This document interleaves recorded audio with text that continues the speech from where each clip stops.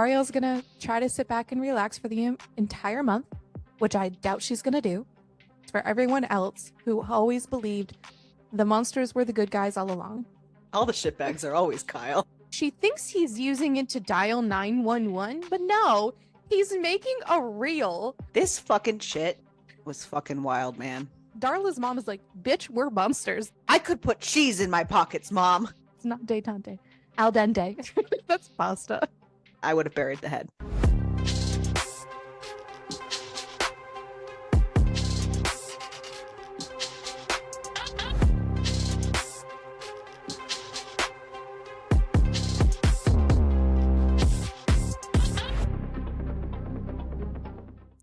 Welcome to May.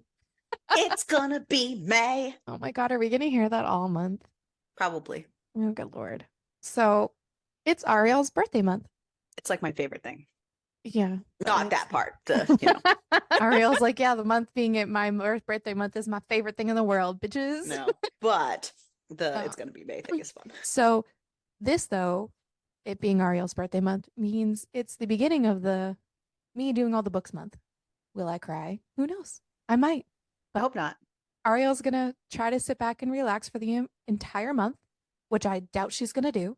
Which But I'm I probably am gonna cry when it comes to June sure- and I have to start doing it again. I'm sure as shit gonna try to get her to relax. So, who knows?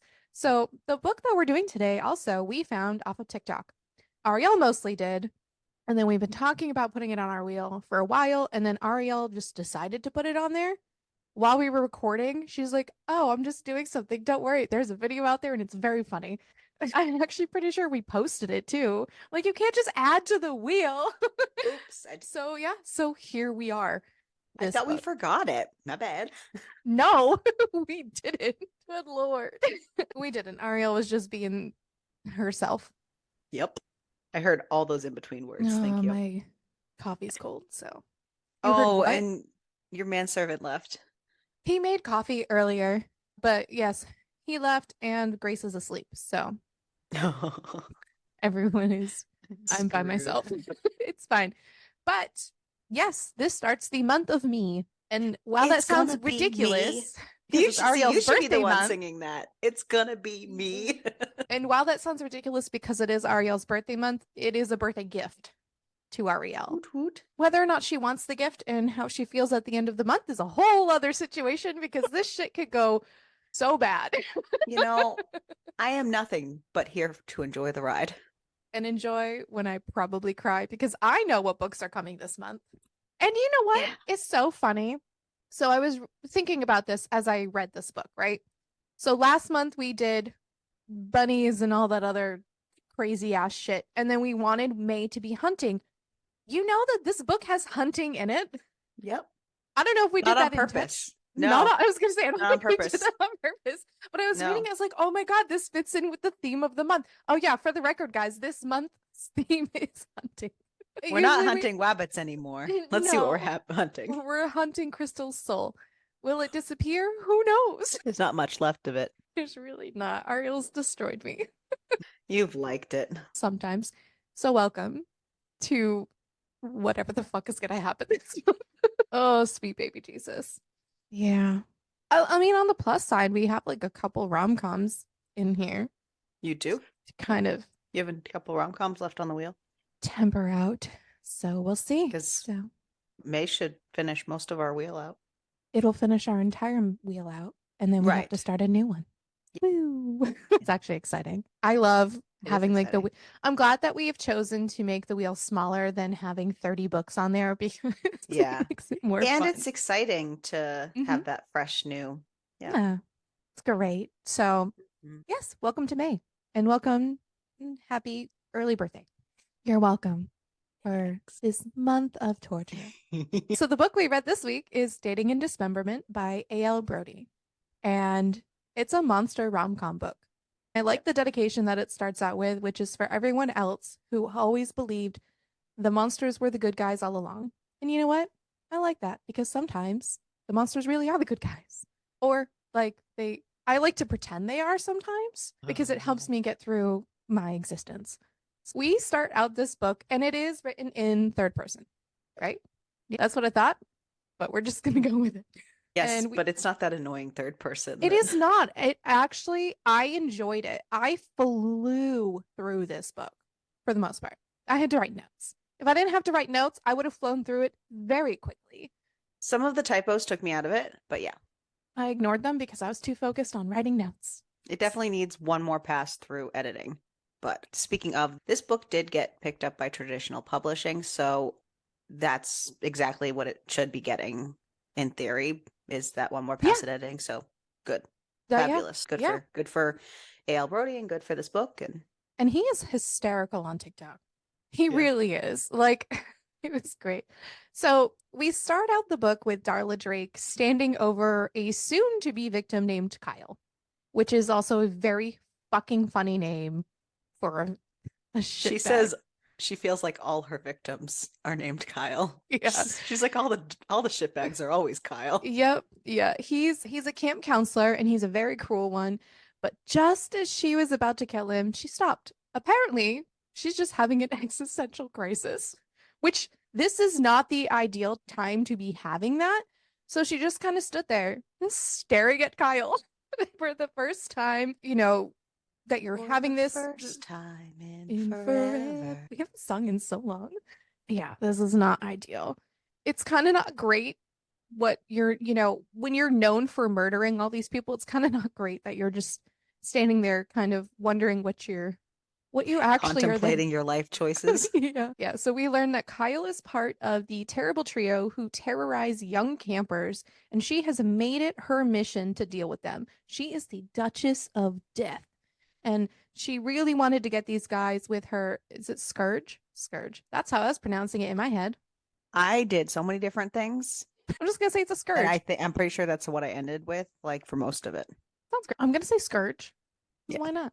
Which had belonged to her mother, who is the original Duchess of Death, who basically taught her everything. But all of this planning went out the window because, you know, she was planning on how to do this. She's questioning herself. And she just says, is this all there is? Chasing down and maiming pimply douchebags forever? And you just have fucking Kyle's girlfriend Melanie running all around screaming her head off. And Kyle's crawling around on the ground asking her to help him and that he was so sorry. And Darla just responds in probably the funniest way, Like, saying, this is just so pathetic. Like you, this is the first time I haven't been able to perform. So she decides. Darla prefers to know everything about her victims beforehand and stalks them. She's in it for the long game. Oh God. So she decides to make Kyle an offer. If he is able to crawl back to camp without being eaten, he has to stop being a prick. And if he doesn't, she's going to come back for him and make his death super slow. And he agrees. And he's taking his phone out, which she thinks he's using it to dial 911, but no, he's making a reel. I fucking died. So then Darla leaves. She's really thinking super hard about the fact of like what the fuck is going on. She's never just left someone. All of the guys all the guys she's had as victims were douchebags, and like 80% of them are named Kyle. And she usually dismembers them and spreads their parts everywhere. Yeah. We learn about her first kill and how she put his severed head inside the freezer at the camp, and the screams when it was found had delighted her so much. Also, we learn that she can feel the vibrations of different creatures and humans, which is actually kind of super neat, not gonna lie. That's kind of cool. She also has healing abilities, which have helped her in the past, and she actually has like a lot of cool things. She's got like night vision eyes, and she can see blood like glow hot pink in the dark, which is actually kind of cool. Not gonna lie, that's pretty dope. And the healing things and the murdery thing. So, you know, Darla has made her way to a cave, which I'm assuming is her home. It is, by the way. And it's a nice deep cave that she has sealed off. Bro, you're in for a treat this month. This is going to be wild. So I'm going to be completely honest with you. And there are two books that I'm slightly sad that I'm not doing because I was looking forward to them. Oops. And while I am also on one hand looking forward to the fact that I just get to read them, I am concerned about my level of neurotic. Oh, I am too. I already know that you're going to try to control all of this. I am going to be like, oh, but that's not how. Okay. So it's a nice deep cave that she has sealed off to keep from people just wandering in. And then someone calls to her and asks if it was her in there, and Darla says, yeah, and makes her way to another room in the cave. It's Darla's mom. This fucking shit was fucking wild, man. Dude, the book was a treat from beginning to end. Her mom, by the way, her mother is a head. You know what would have made it more of a treat? Huh. If we could have had some smutty in the smutty book Oh, club yeah, this I week. already have comments about it later. I don't even care. Yeah. I didn't think it's That would have, I'm just saying, it would have made it more of a treat. That's true. It's okay. I thought it was great. So it's Darla's mom. So Darla's mom, by the way, is a head. Her body is gone. It's just disappeared. Actually, no, she got her head chopped off, and it's later on, and it got By buried. a shovel. Yeah, yeah, but her head's still alive. Her mom asks her how her day went, and Darla tells her that it didn't really quite go to plan, and Kylo's still alive, and she let him go, and her mom is in disbelief. Why on earth would you do that? We don't let our prey live, Darla. We are drakes. We have been the scourges of Clear Creek for over 8 decades. We have a reputation to protect.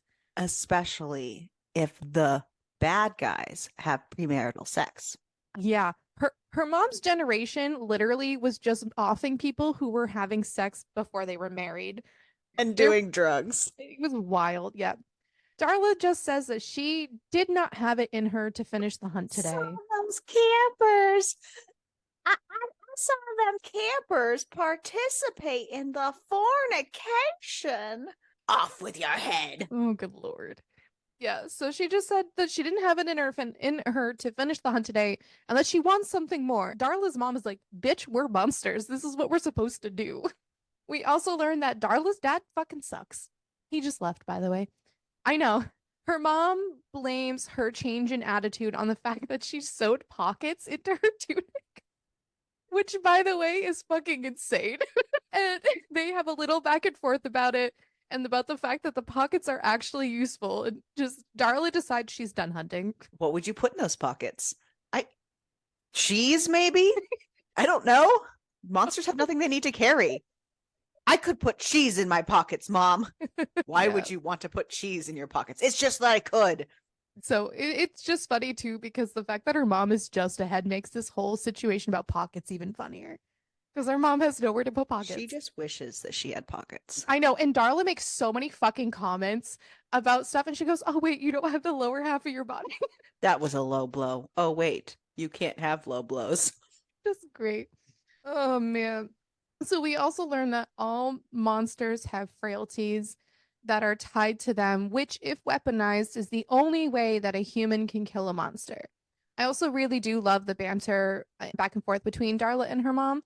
It does feel like a pretty hilarious, weird mother-daughter relationship, but it is funny. There's a lot of jokes, so many jokes about Dolores not having a body, which is so funny. I felt like some of the dialogue between her and her mom was kind of repeated dialogue, though. Like it was lengthy.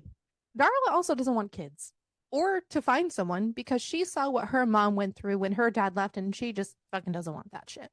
So then we fast forward a year. Good news, it's marked at the top that we go forward a year, and I was happy about that. All the time, in my opinion, was like spelled out, and I was like, this sounds great. Love that for me. Love that for you, too. Darla's sitting at a swamp with a pregnant monster, which is her best friend, Gretel. And she's been friends with Gretel for a very, very long time. We learn it's been 20 years, by the way. And Gretel's been pregnant for like years. A while. We learn a little bit about Gretel and how her mother had been in Normantown for decades and befriended Darla's mom, so they grew up together. So Darla thought that they would fight together for a really long time, but Gretel fell in love 2 years ago. So obviously they can't fight together now because Gretel's pregnant. They're talking about Gretel's future baby and how big it is going to be when it comes out.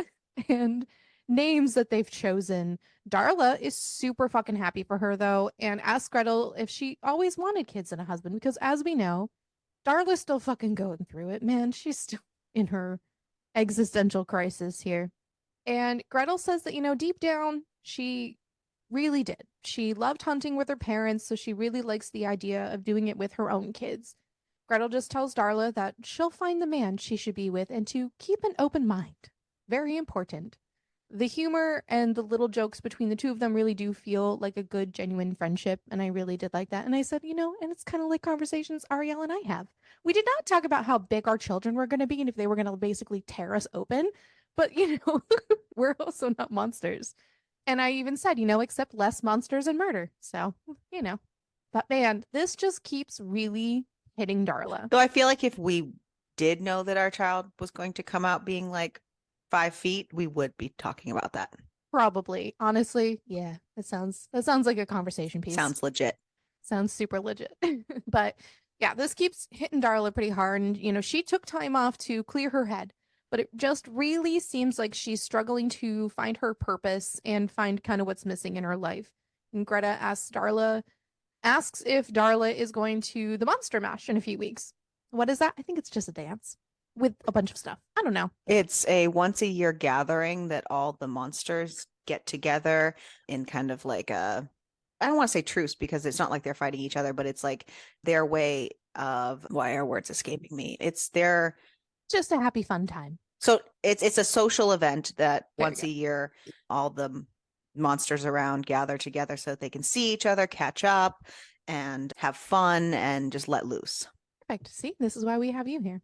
Besides the fact you're the other half of this. And it'd be like talking into the void. Some people do that. Weird. I've done it. It's terrifying, and no one wants to listen to your own self-talk all the time. I like having a person to stare at. Or talk to would have been That too. choice.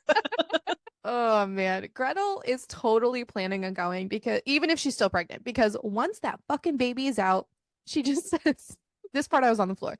You think I'm going to be able to get out and have fun? Not if all 16 of my nipples are raw and bleeding. No, thank you. This could be my last chance to get out for a long time. So enjoy that image in your head about 16 nipples just bleeding everywhere. Yeah, Darla says that she's going to think about going. She's not like fully sold on going. And then Darla, goes back home and she goes to bed. But she wakes up in the middle of the night because she can't sleep. She is still in this fucking crisis. And she goes to help out her mom, the severed head mother. She has been living at home with her mom, and her mom ends up telling her that she needs a fucking hobby. Clearly, clearly she is still fucking grumpy after a year of this, and she just keeps moping. And they continue to just argue a little bit back and forth, and Darla decides to just leave the fucking cave. Her mom is super hopeful that because she can. Because she can, yeah. She can leave, yeah. Her mom is super hopeful that she's finally going to hunt. She is not, by the way. She just enjoys the dark woods because they calm her down a little bit. But then all of a sudden, she starts to feel a lot of vibrations. There's a lot of people and they're running. So many. Which, why are they doing that in the middle of the night? She goes back inside and grabs her scourge from the wall. She is not going to go hunt, but she's going to go check out the camp. Once she gets about like a quarter mile from the campground, she hears a bunch of screaming. So she's all like, what the actual fuck is going on? And out of nowhere, something goes fucking flying past her head. Turns out it's a someone, not a something. A person is flying. And this guy is covered in some like gross ass slime. And he's super fucking confused, asking, where did it go? And then a tentacle shoots out and grabs him. And Darla's like, what the fuck again? Because of where did that shit come from? And then another body comes flying by her again. She decides, I'm going to go check that shit out. So she climbs up a tree and gets onto the office building's roof so she can kind of oversee and see what the fuck is going on. And she sees something in the center of the campground with a black jacket down to its knees, long sleeves that hides its hands, and it has a hood to cover the face and the head. He's a super tall dude, and she just knows he is a monster. But like, what the fuck is another monster doing in Clear Creek? That's her territory. Yeah. It's also just chaos down there. There's bodies everywhere. This creature is just fucking flinging people everywhere.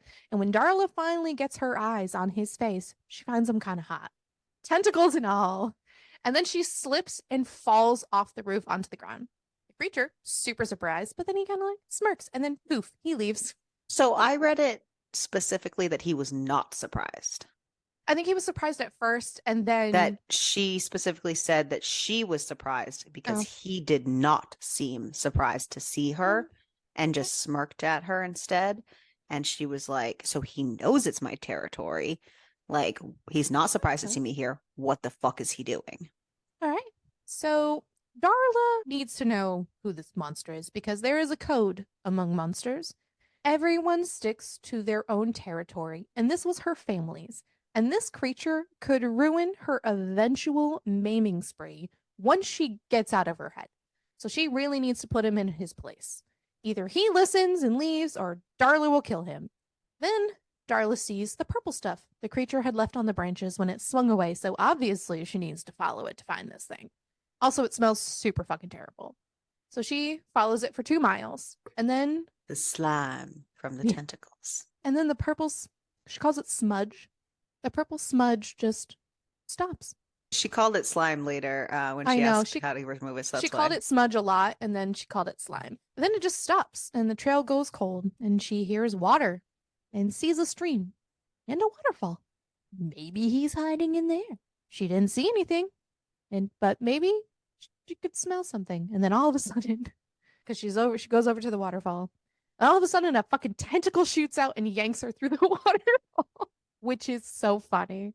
The monster she realized is like humanoid, so he just like kind of like looks obviously he still has tentacles, but he looks like a human.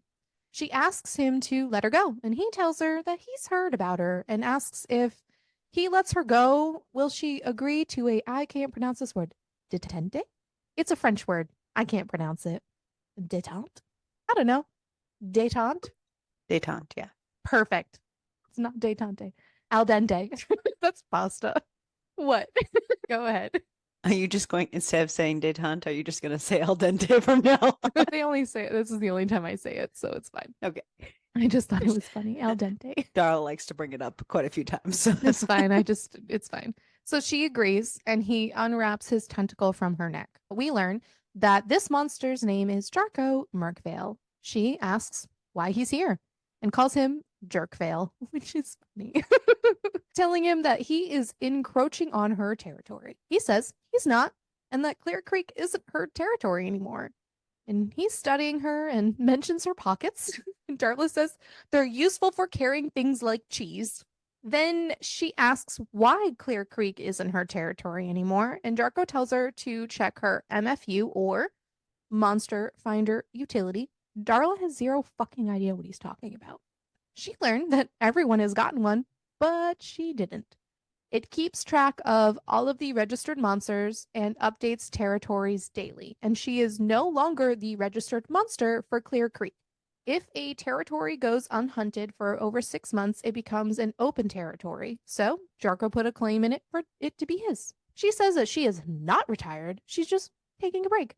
And Jarko says a that sabbatical, if you will. yeah, Jarko says that monsters don't take breaks and also insults her a little bit, so she grabs her scourge and swings it at him.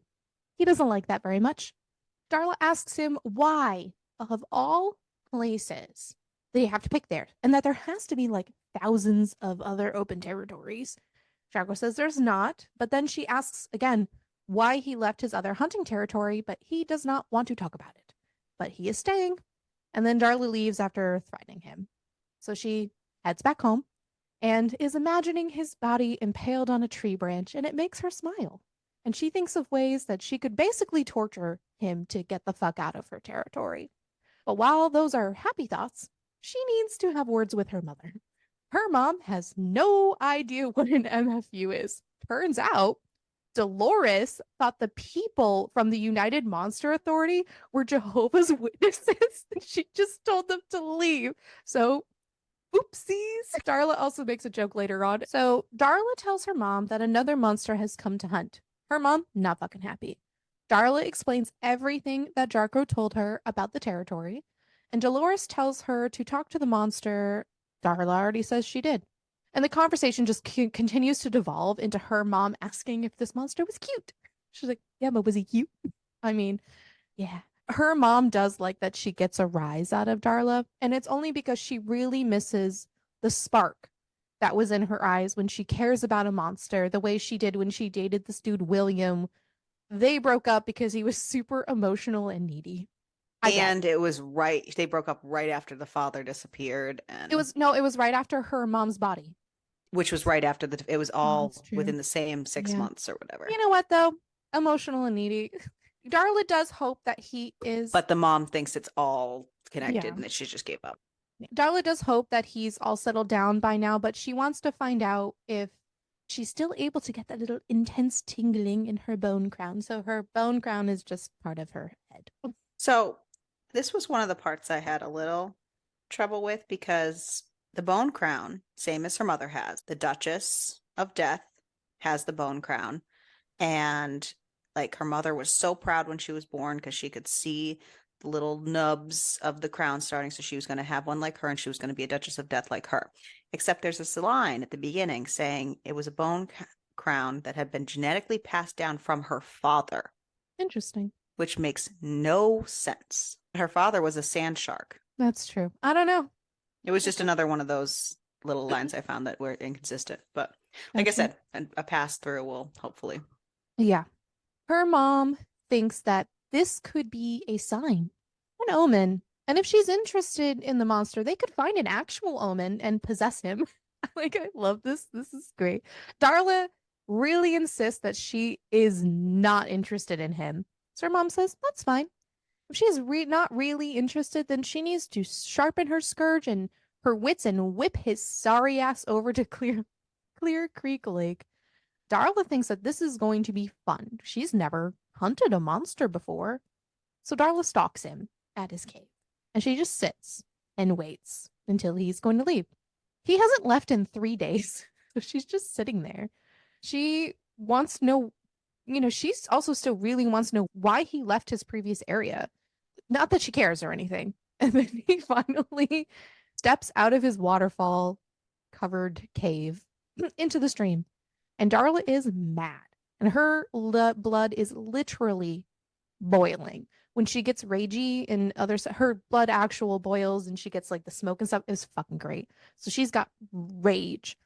And then she just looks at him and realizes that he's just staring up at the stars. And then he swings away. So the hunt has begun. He doesn't know he's being hunted, by the way, for now. So she follows him just enough that if he had that extra sensory hearing, he couldn't hear her. Jarko is very obviously headed towards the campground, and she's curious as to what Jarko is going to do and what his methods are. Darla realizes that he's not after the campers, but the counselors, which she also fucking hates these people too. They're spoiled fucking rich kids who have gotten away with a lot of stuff in the past. Some of them have almost killed multiple campers, blah, blah, blah, blah, blah.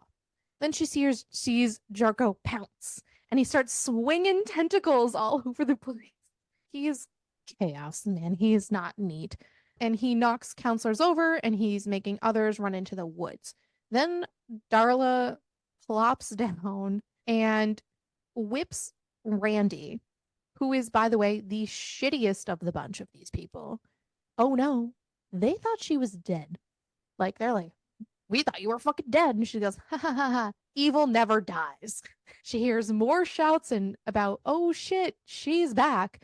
Jarko's not really thrilled about this. And he keeps saying, this is not your territory anymore. This is mine.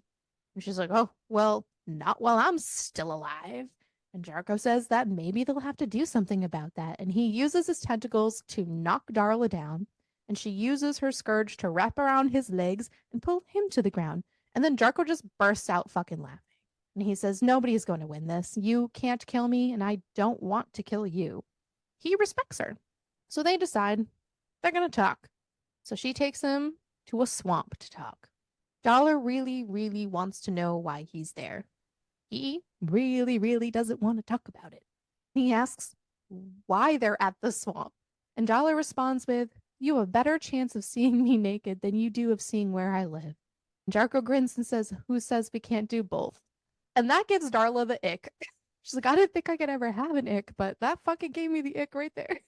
Yeah. We learned that Darla and Gretel used to go there all the time as girls and that it's super secluded so that they can be alone to talk. And they talk about the fact that Gretel has someone so they don't hang out as much anymore. And he asks if, Darla wants a mate and kids. And Darla says she doesn't know. Jarko thinks she was great at being who she was and tells her his count is still at 0. So he has never killed anybody. But this generation of monsters cares more about killing people who actually deserve it versus, her mom's generation who was like, you're fornicating, dead. Like, Jargo did not come here to fight Darla. He just wanted to hunt and be left alone. Darla then tells him she's not leaving, but, he's super sloppy, which he is. She also internally finds him super attractive, but she decides that she wants to break his pride, because why not? She proposes that he hunts with her methods and she hunts with his methods, which is to say he's going to have to be more methodical, and whoever does a better job will be the sole monster in Clear Creek, and the loser leaves town forever. So, boom, that's the plan. The night's over, blah, blah, blah. Darla goes to talk and talks to Gretel, and she tells Gretel all about the deal with Jarko. Gretel starts asking questions and hints that there is a fine line between murder and sexual tension, which there kind of is, and that their fight sounded kind of hot. Gretel talks about how Darla had no idea about the 6-month rule. Like, she assumed that Darla knew, and that usually you can request a continuance. Darla just had no idea, and so she's gonna just fart. She's not gonna fart. I mean, fight Jarko. That's one choice. Oh God. Oh fuck. Sorry. She's she's going to fight Jarko. Oh God. Okay. Breathe. Gretel says that he sounds kind of hot. But Gretel was worried about Darla after her mom lost her body, and that she can't live her life for only other people, and that maybe her breakdown was because she didn't know who she was. And Darla, like, I know who I am. I am the Duchess of Death. And she goes, no, but you don't know who Darla Drake is. Solid point. She can separate the two. So Darla arrives back at the marsh earlier than the time she told Jarko to meet, because they agreed to meet at the marsh at a specific time, and Jarko's like, I'll be there early, and she goes, ha. In her brain, I'm gonna be there earlier. Yeah, Jarko's also there as early as she is, and he's just sitting there juggling frogs. He's just sitting there. Tonight, they're hunting Randy, but they are doing it her way, which Jarko thinks sounds super boring. They also have a lot of cute banter back and forth as they make their way over to the counselor's cabin. We learn that Darla has a checklist because humans are, for the most part, predictable. So she's got a checklist that she goes down while she's doing her thing. Her mom had let her guard down once, and now she has no body. So Darla doesn't want to end up like that, and I think that is a valid point. Jarko, all excited. He's also being a little flirty. So now Jarko has to gently wake up the target. They need to basically ramp up the fear before killing. And as she's explaining all this, she keeps getting a little distracted by Jarko. This girl she's having a time, man. And they're off to Randy's cabin. Watching this hunt, though, is making her heart race. The amount of thirsty behavior this girl had, I'm really sad that she did not get the D. I am too, but I wonder if he didn't write it purposely, because I know some people really don't like when men write sex scenes. But I was interested to see how that was going to end. Yeah, that would have been cool. That's okay. But yes, she was a thirsty bitch.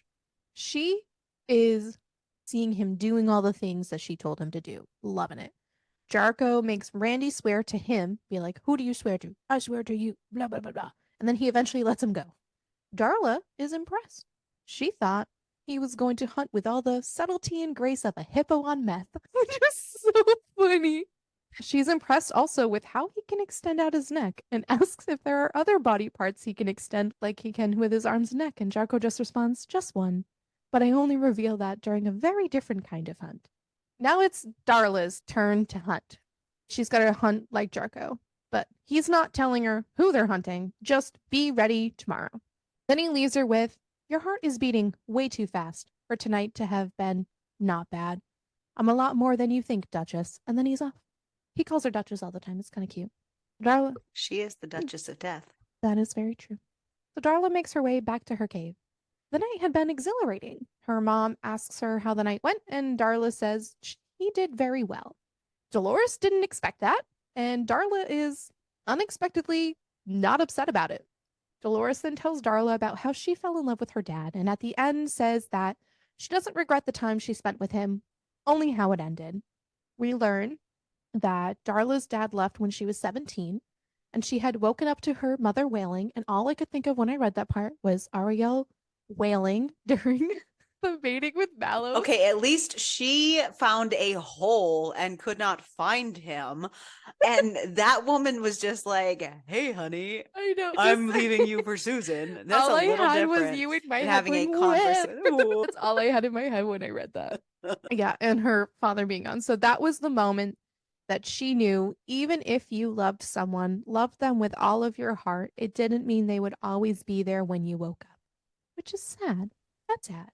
Then the day came for Darla to meet with Jarko, and her heart is still beating super fast. It is not great for her. She's not thrilled about it. She also has no idea why.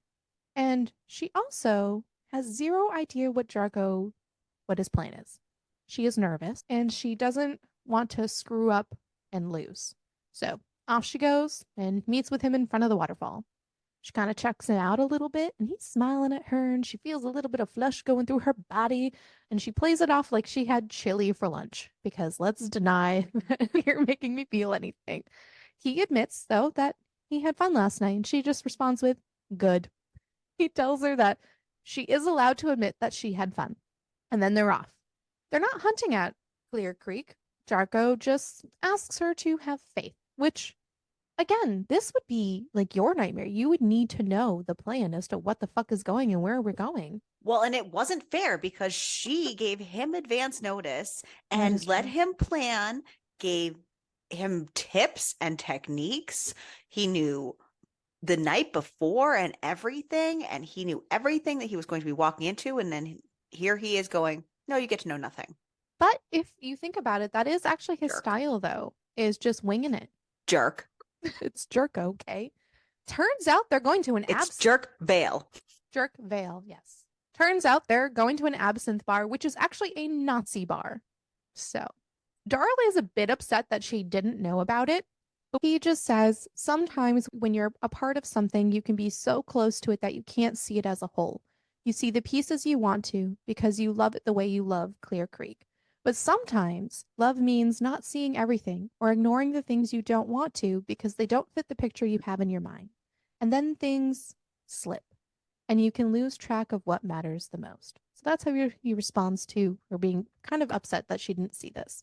Well, her whole life, and honestly, her mother's reign has been the campground. So they haven't focused anywhere other than the campground. And she's just realizing through Jarko that Clear Creek and the whole world is so much bigger than she realized. Yeah. Yeah. And Jarko admits that he's glad he found Darla first because mayhem is just a little more fun when it's with someone. And Jarko admits that there's no plan. But when this is all over, he's going to broaden her horizons. And Darla flirts a little bit back. Unintentionally, of course. Because why would she intentionally do it? And then they're off to take out the bar. Darla whips her scourge and cleaves it into the wooden door. And then they both kick the door open, and then it's fucking off to the goddamn races. Half an hour after they arrive, they're surrounded by the bodies of all the bigots just on the ground. And she looks into Jarko's eyes and steps forward to speak and says, if anyone here is still drawing breath, remember to be kind to your fellow humans. Otherwise, those who are very much not human will be very, very unkind to you. And then they leave to go get a drink, not at a human bar, because human alcohol is disgusting. Darla's body is just having a party, by the way, inside. Jarko is super impressed and tells her that she can create some absolutely beautiful chaos. We all know this definitely turned him on a bit. They both admit that they had fun, and Darla asks who he hunted with before. He doesn't answer, so she tells him, well, yeah, I used to hunt with an ex-boyfriend. She used to hunt with William when he'd allow it. She didn't really like it that much. He used to weed whack her as a thing. I don't know, wouldn't want to see that. Blech. It seems really gross. Anyways, she does want to know more about him, and she also invites him to the Monster Mash that is next week. He asks if she'll be there, and she goes, she will. So he says that he'll definitely, absolutely, maybe come, which is funny. Darla really, really wants to know why he's come here, but he really does not want to talk about it.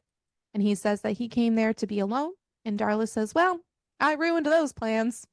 And they talk about all the ways that she ruined the plans and get closer and closer together. And then they kiss. But then Jarko pulls away and apologizes.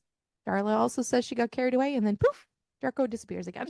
Obviously, she tells Gretel all about this because, duh, this would be like me telling Ariel about all my things. And I'd just be like, Ariel, I have to like tell you all of this stuff. Come on. Let me tell you about his other weed whacker.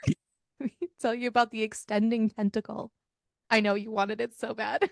Anyways, she's not salty at all, guys. So Gretel does ask who won, and Darla's like, I actually don't know. And Gretel tells her, well, you're in denial. Like, and that they're getting really close. And Darla says she still doesn't know why he's there. Then all of a sudden, Gretel goes into labor. And she has a big ass baby named Manticore. They call him Manty for short. Manty. And then Gretel's boyfriend proposes to her. Darla asks if she feels content, and Gretel says that she thinks that she is, and she's happy. Darla spends the nights kind of walking around Clear Creek and waiting to see if Jarko will appear, and he doesn't. After 3 days, she kind of gives up. She's not waiting around for a man. Don't wait around for no man. Anyways. And she finds her way to Jarko's waterfall. She just goes right in, and he is there without a shirt cooking food. And she's just like, why did you leave? And if they don't want to pretend that it never happened, he can just say so. He does not want to pretend it never happened. It's not that he doesn't have interest. He can't have interest. After she finally wears him down, because this bitch is like asking him every like 5 fucking seconds, like, why are you here? What? Honestly, I get it. I'm also nosy. He admits that he lost a monster close to him. It was somebody he really loved. One day he was just too slow, and the forest he was in went up in flames because he was hunting these people who were like burning shit down. And she came to help him. This lady was a frost witch, and she helped stop the fires. It's like Elsa. Sorry, it's not really Elsa, but it's kind of like Elsa. So then they hunted the guy who set the forest on fire, but they did not know that this dude also had a brother. And the brother had a lot of money, and he hired a monster expert, and they discovered the ice frost witch's frailty, and the brother found it. So her frailty was her mother's perfume bottle that was buried with her mom. And so he dipped a knife in the perfume and then he killed her with it. So that sucks. After that whole thing, Jarko just really couldn't stay there anymore and he left. And that was 2 years ago.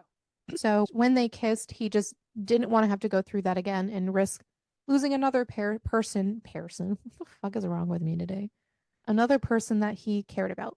Darla is super insistent that this is her choice and he is not putting her at risk. And he's going to go over to her cave for dinner, but just as friends. So Darla decides she's going to wing dinner because that's what he does. Darla can't cook, by the way. Darla is a shitty cook. She didn't really know how to cook. No one knows how to cook. Jarko does. Jarko cooks very well. But yes, but like, what the hell does she know about cooking? Literally nothing. So she's hunting for ingredients, which are really not great ingredients. And she gets back to the cave door, which is slightly open, which is a little concerning. And she kind of panics a little bit. But apparently, Jarko took her mom for a walk, which is so fucking funny because the lady's just dead. I know I don't know you and you've never met me before, but I'd like to take your head for a walk. Would you allow that? So they've never met, but Darla clearly talks about him all the time to the mother. But yes, the fucking point. I laughed because she's like, "You took my mom for a walk." Let me get your leash. What the fuck? I guarantee not a leash. He's probably carrying her because she's a head. It was a joke for a walk. Okay. I was like, she's a head, man. Oh god. Jarko then sees Darla struggling what to do next in the cooking process because obviously she's never cooked and she doesn't know. She eats fucking Pop Tarts that she steals from camp counselors. Are you kidding me? And he offers to cook for her. So he takes all the ingredients and he leaves to go get more ingredients because the shit she had was just basically going to make grass soup. And that's not very filling. As he's gone, Dolores tells Darla that, I like him. And he likes you too. which is cool. And then they all have dinner together.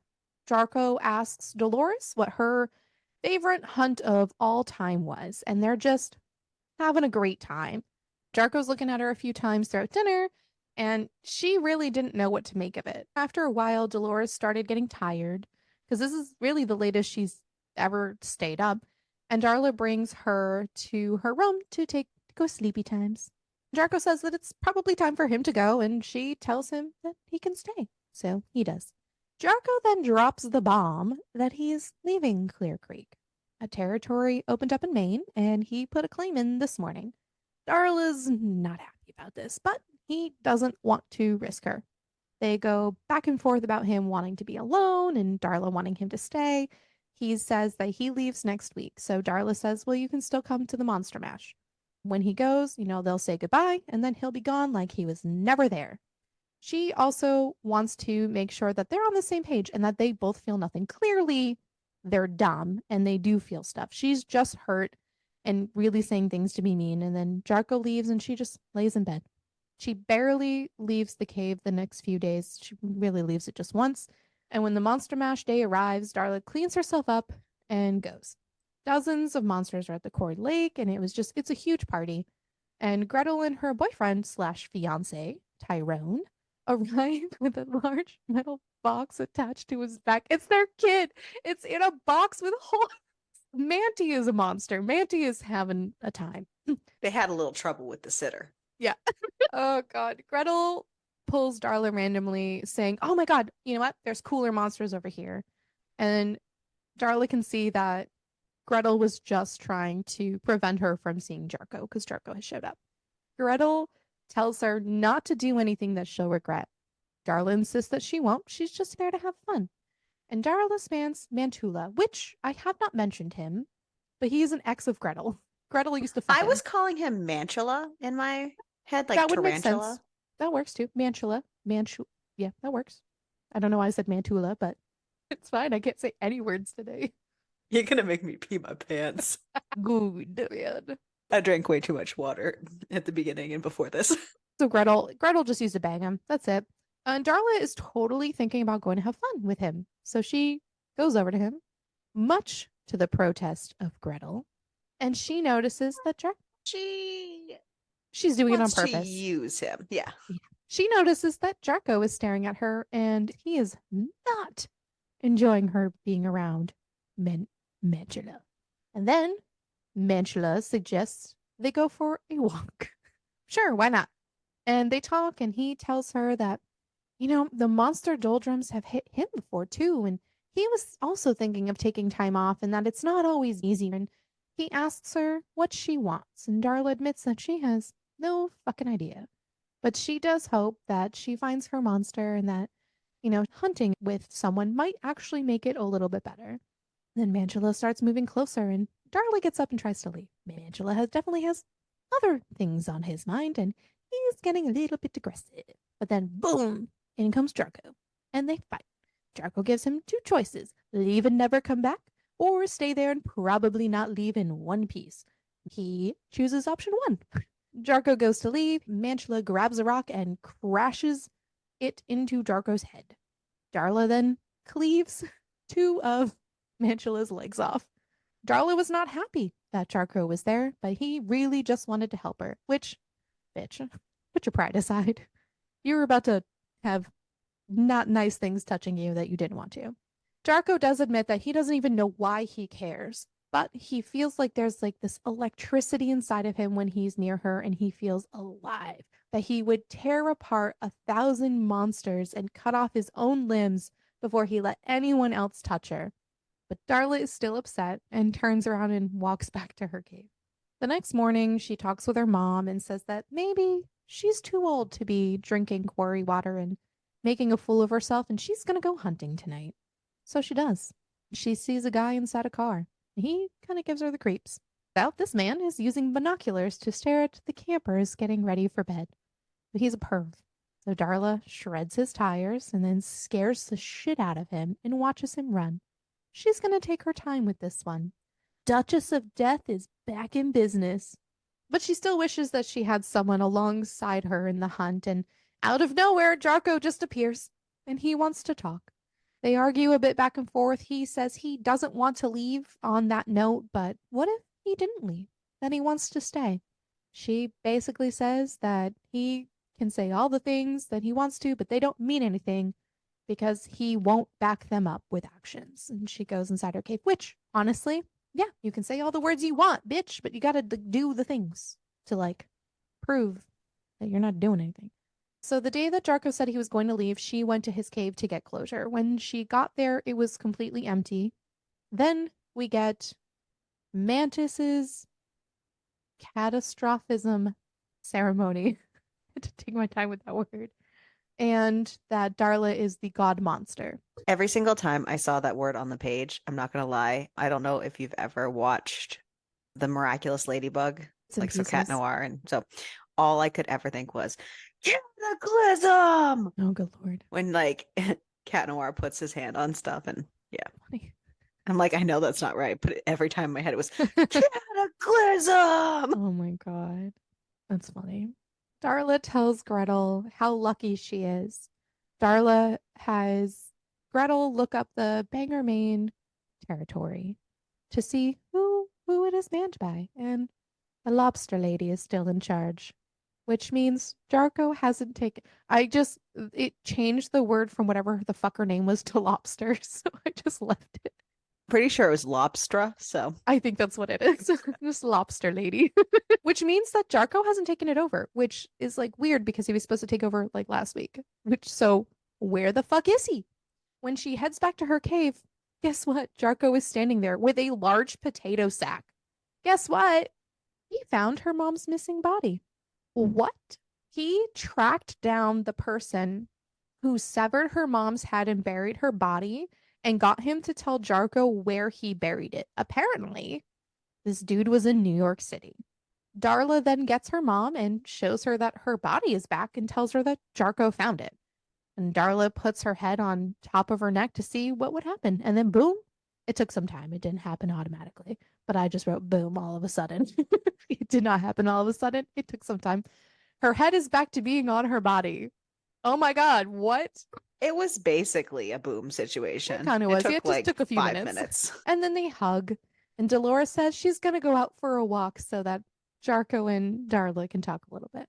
So Jarko tells Darla he went through all this trouble for her because he just wanted to make her life better. He met another monster when he was in New York, and hate had consumed this monster, and he really did not want to end up like him. He really wants Darla. Darla says that she needs some space to think, and she just walks off. And he then catches her, and then they kiss. And they tell each other they love each other, but she wants three promises from him: to never leave, that Clear Creek is her territory, and if they hunt on the same grounds, he needs to obey her rules. And the third is that he's going to cook, which obviously because she sucks at fucking cooking. They wake up the next day to each other, and I said Ariel is probably mad at this point because there's literally zero smut in this book, and they just talk about the sex they had. Darla asks how far it can extend. Pretty sure they actually didn't even have anything yet. I don't know. It was so vague. It was so I weird. think they did. They talked about how Because great of a they night they talked had. about their makeout and they were very clear about like, oh, it was a makeout session. I just assumed they banged. But I thought so Darla, too until they like detailed well, talked about it as a makeout session. And then I was like, you won't even like pretend like you had sex? Like for realsies? the Darla asks how far it can extend, and Jarko just tells her she'll just have to find out. When they walk back to Darla's cave, because they were at his cave, I guess, I don't know, they see Dolores dancing, which is great. She missed dancing. Then all of a sudden She there's a got a bang. body now. There's a bang and a burst of red. Apparently, flare guns are being shot out on the pond, and they see who's doing it, and they decide to go hunting together. They were apparently being drawn out by these assholes, by the way. So they both attack Lewis, who is a counselor that had almost killed multiple kids. Jarko calls himself the Duke of Death, and they kill him together. Then we get taking Manhattan. So that's the last like few chapters. And it's just his time in New York looking for her mother's body and finding the guy who took her. And that's it. And that was Dating and Dismemberment. And honestly, I enjoyed it. I laughed so fucking hard. I giggled. I did not LOL, but I There were laughed. humorous moments. I have more of a soul than you did, so it hit me in a little bit more Also places. true.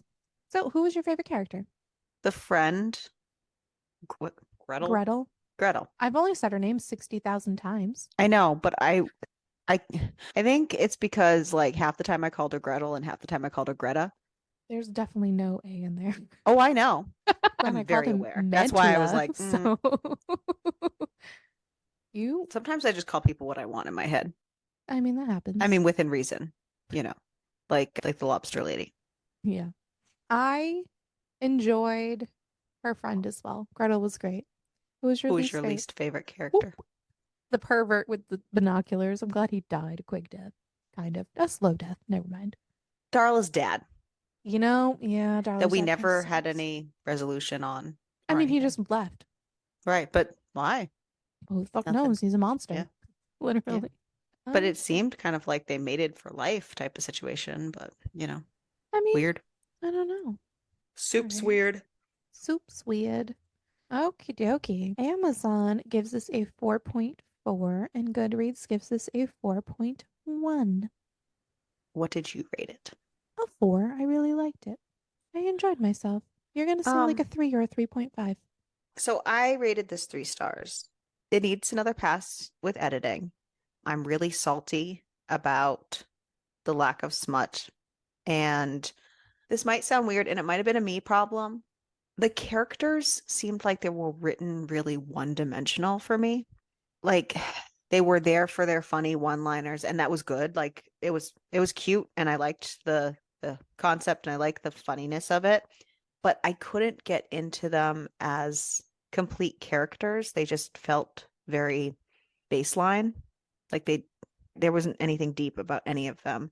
And I I get feel it. like It this wasn't book was that deep, supposed to be but deep. right. And that's what I'm saying. I And really cool. don't. But I mean, even though like Ice Planet Barbarians, those characters aren't one dimensional. Yeah. You know what I mean? And that book's not that deep. You know what No. I mean? Well, they No. go deep, but that's besides the point. Right. Like Angie and I have keep reading these like monster gentleman club books that are only like 40, 50 pages, Mhm. and they're not one-dimensional characters, but they're like, you know what I mean? It's not that deep. It's about monsters fucking, but like, Yeah. so for me, the Yeah. characters just felt one-dimensional on page. So I couldn't connect to them, which stinks, but Yeah. I had a great it was time. still enjoyable to read. I just wish that I had the smut and the connection.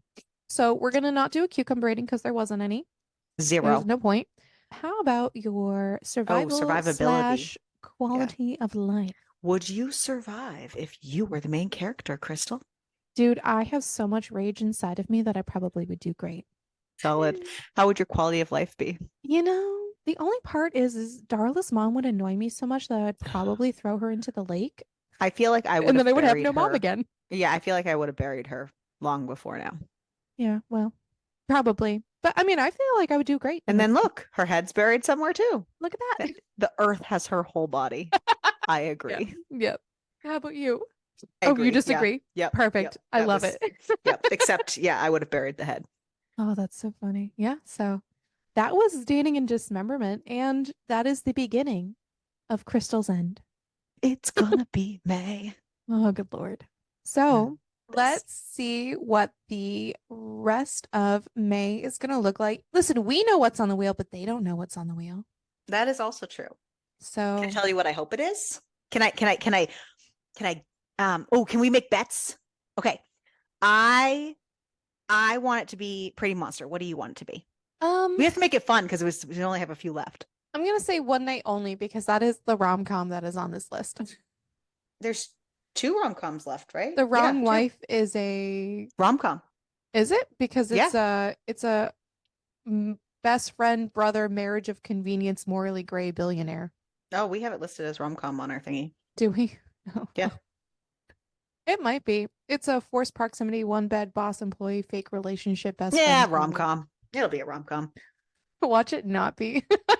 How fucking funny would that be? All right, so your vote is One Night Only. My vote is Pretty Monster. All right, let's see. Watch it be the one that we don't vote for. All right, are you ready? I'm ready. All right. Let's Wheel go. of Fate. Let's see What are we betting? what are we doing? Nothing. We're betting nothing. Happiness.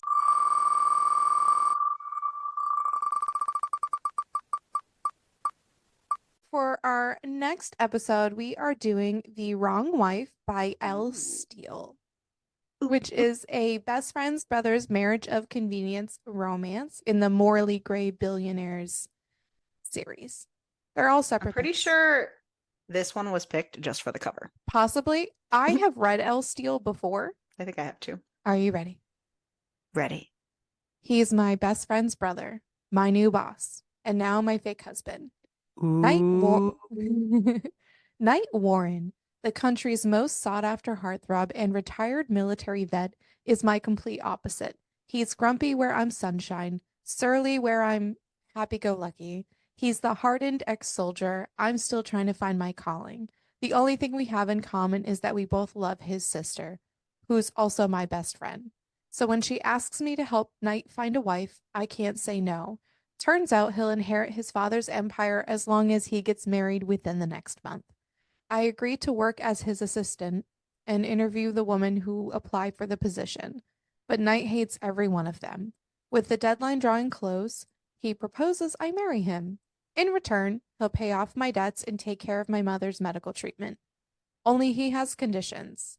I need to pretend I belong to him, be in a fake marriage with him for an entire year. Psh, What that's hap- nothing. but what happens when the chemistry between us ignites? Forced to live under his roof, I know I'm falling for him. As the days pass, I begin to think he reciprocates my feelings until he introduces me to his real wife. What? This is Did they a just bill. did they just give away the twist in the blurb? I don't know. This is a I'm gonna be billionaire. so mad if they did. This is a billionaire forced proximity, one bed boss employee fake relationship, and a best friend's brother's novel. It is a complete standalone. Definitely sounds like it's a U book though.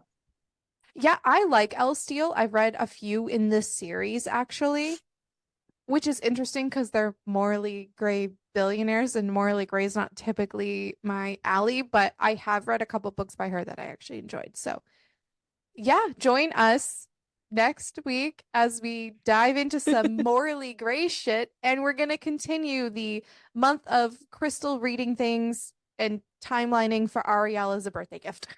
It is Ariel's birthday month. You're welcome. Yay! Yay. So make sure that you keep reading with me. Nope, nope. Crystal's gonna kill me every time. It's never ending. So make sure you do too. Make sure you keep reading. Funny. Try that again. I'm just gonna leave it. I don't even care.